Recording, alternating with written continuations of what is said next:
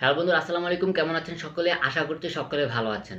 বন্ধুরা, আসলে বাঙালি যেদেরকে আপনার যে সুখে থাকতে বুতে কিলা, এটা আরেকটা প্রমাণ কিন্তু আমরা বর্তমান যে স্বরাষ্ট্র উপদেষ্টা আছেন ওনার মাধ্যমে আমরা পেয়েছি।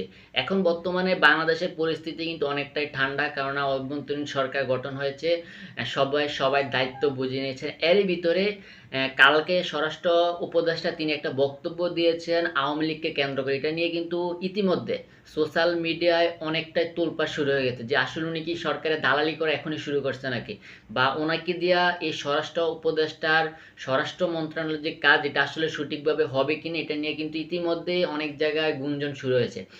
এটা নিয়ে আপনার কালের কণ্ঠ পত্রিকাটি লিখেছে, নতুন মুখ নিয়ে আওয়ামী লীগকে দল গোছানোর পরামর্শ স্বরাষ্ট্র উপদেষ্টার। মানে এটা দ্বারা ইনি এটা বুঝাইতে চাইছে যে আওয়ামী লীগ যাতে, যেহেতু অনেক বড় একটা দল, সেক্ষেত্রে আওয়ামী লীগ দল গুছাইতে পারে, সব নেতাকর্মী যারা বিভিন্ন দেশে পালাইছে তাদেরকে দিয়ে একটা দল গোছাইতে পারে। কিন্তু তারা যদি কোনো রকম অরাজকতাকর বা কোনো রকম গন্ডগোল করা শুরু করে, তাহলে অবশ্যই সেটার প্রেক্ষিতে তারা ব্যবস্থা নেবে। তিনি বলেছেন, আওয়ামী লীগকে নতুন মুখ নিয়ে দল গোছানোর পরামর্শ দিলেন স্বরাষ্ট্র উপদেষ্টা brigadier general M Sakhawat Hossain. তিনি বলেন, আওয়ামী লীগ দেশের অন্যতম একটি বড় দল। এ দল অনেক ভালো মানুষ আছে, তাদের অনেককে আমি ব্যক্তিগতভাবেও চিনি, অথচ তারা এখন পালিয়ে বেড়াচ্ছে। আপনারা দল গোছান, আপনারা কোনো নিষিদ্ধ না। আজ সোমবার সচিবালয় সাংবাদিকদের সঙ্গে আলাপকালে এসব কথা বলেন তিনি। রাজনৈতিক দলগুলোর উদ্দেশ্যে স্বরাষ্ট্র উপদেষ্টা বলেন, দয়া করে আপনারা দেশকে অরাজকতার মধ্যে ঠেলবেন না, ইনক্লুডিং সদ্য বিদায় হওয়া পার্টি আওয়ামী লীগ। আওয়ামী লীগকে নতুন মুখ নিয়ে দল গোছানোর পরামর্শ দিলেন তিনি, আপনারা পার্টি গুছান।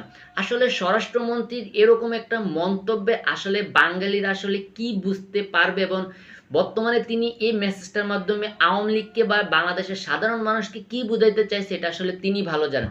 কেননা এখন বর্তমানে আওয়ামী লীগের বিপক্ষে সবাই, পুরো বাংলাদেশের জনগণ কিন্তু আওয়ামী লীগের নেতাকর্মীদেরকে ভীষণভাবে ঘৃণা করে। অনেক জায়গায় কিন্তু আওয়ামী লীগের নেতাকর্মীদেরকে কিন্তু হত্যা করেছে সাধারণ জনগণের গণপিটুনিতে। তারই মধ্যে তাকে বিশ্বাস করে কিন্তু স্বরাষ্ট্র উপদেষ্টার দায়িত্ব দেওয়া হয়েছে। কিন্তু আজকে সোমবার উনি যে মন্তব্যটি দিয়েছেন, এটার মাধ্যমে তিনি আসলে আওয়ামী লীগের পক্ষে কি তিনি বক্তব্য দিয়েছেন যান, নাকি যেহেতু আওয়ামী লীগ একটা বড় দল তিনি ব্যাখ্যা দিয়েছেন, সেক্ষেত্রে আওয়ামী লীগ কি এটার সুযোগ নিয়ে কি তারা বাংলাদেশে আবারও কোনো হট্টগোল সৃষ্টি করবে কিনা, এটি আসলে সামনের দিনগুলোতে দেখা দরকার। আজকের ভিডিওটি এ পর্যন্তই। যদি ভিডিওটি ভালো লেগে থাকে অবশ্যই চ্যানেলটি সাবস্ক্রাইব করে রাখবেন, আর পাশে থাকা বেল বাটনটি অন করে দিবেন। আর যদি পেজ থেকে দেখে থাকেন অবশ্যই পেজটি ফলো দিয়ে রাখবেন। ধন্যবাদ সবাইকে।